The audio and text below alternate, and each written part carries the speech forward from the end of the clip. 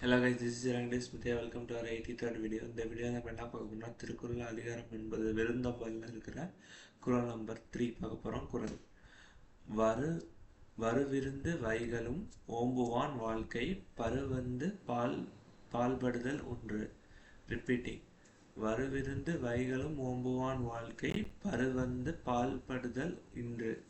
இதோட பொருள் என்னன்னா, வரும் விருந்தினர்களையும் போகும் விருந்தினர்களையும் யார் ஒருத்தவங்க நல்லா உபசரிக்கிறாங்களோ, அவங்களுக்கு என்னெல்லாம் தேவையோ அதெல்லாம் பார்த்து பண்ணி அவங்கள நல்லா ஹாஸ்பிட்டாலிட்டி பண்ணி நல்லா பார்த்துக்கிறாங்களோ, அவங்களுக்கு தன்னோட முதுமை காலத்துலேயும் அழிவு வராது, மீன்ஸ் நல்லா வாழ்வாங்க அப்படிங்கிறார். ஸோ விருந்தோம்பல் யார் செய்கிறாங்களோ அவங்க வாழ்க்கை எப்பயுமே ரொம்ப பசுமையாக இருக்கும், அவங்களுக்கு நீண்ட ஆயுள் கிடைக்குங்கிறார். ஸோ அகெயின் ஹாஸ்பிட்டாலிட்டி உபசரிப்புங்கிறது ரொம்ப வாழ்க்கையில் இம்பார்ட்டன்ட்ங்கிறது சொல்ல வர்றாரு. தேங்க்யூ.